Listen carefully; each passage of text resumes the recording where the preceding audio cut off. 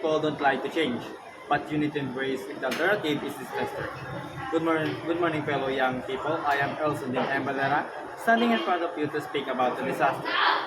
Disaster are serious disruptions to the functioning of the community that exceeds its capacity to cope using its own resources. Disaster can be caused by natural, man-made, and technological hazards, as well as various factors that influence exposures and vulnerability of the community.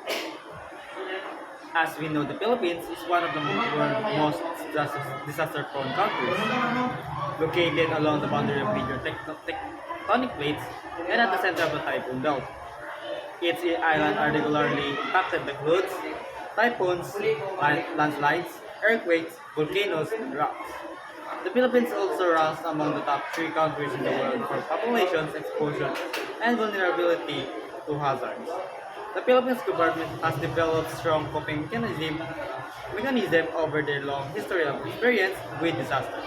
Yet, significant gaps remain in disaster management's capabilities across different regions. The Philippines is surprisingly little data available referencing local events of disaster, resilience, and preparedness.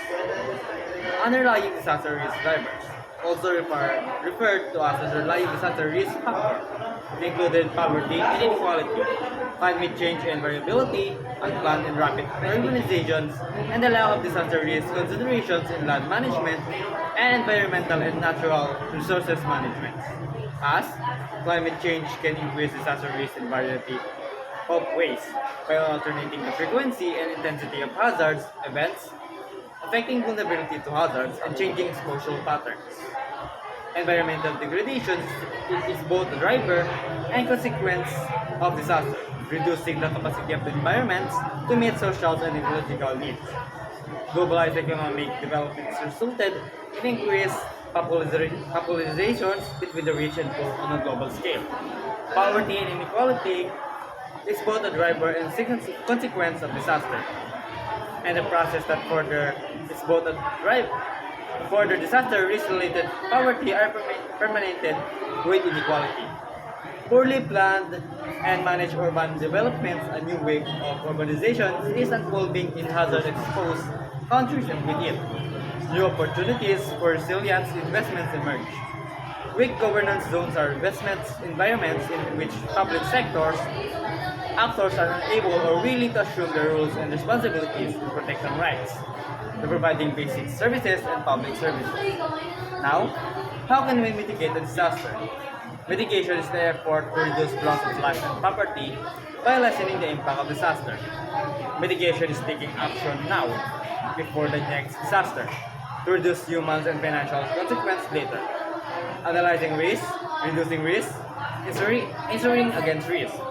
Disaster mitigation measures are those that eliminate or reduce the impacts and risk of hazard through protective measures taken before emergency or disaster occurs. One of the best known examples of investment in disaster mitigation is the Red River floodways. The building of the floodway was a joint provincial federal undertaking to protected the city of Winnipeg and reduce the impact of floodings in the Red River basin, and cost $60 million to build in the 1960s. Since then, the floodway has been used over 20 times. It used during 1997 Red River flood, alone saved as estimated $6 billion. The floodway was expanded in 2006 as a joint provincial federal initiative. Disaster mitigation measures may be structured.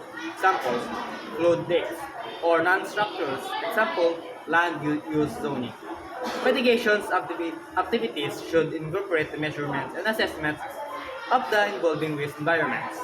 Activities may include the creations of assessment of the involving risk environments. Activities may include the creation of comprehensive, proactive tools that help decide where to focus funding and efforts in risk reduction.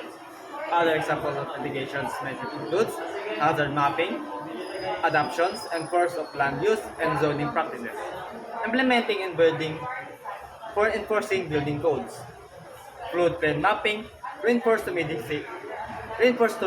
safe rooms area, disaster mitigation public awareness program, and insurance programs. This will help you to mitigate the disaster. Hope you understand my topic about disaster. Thank you for listening.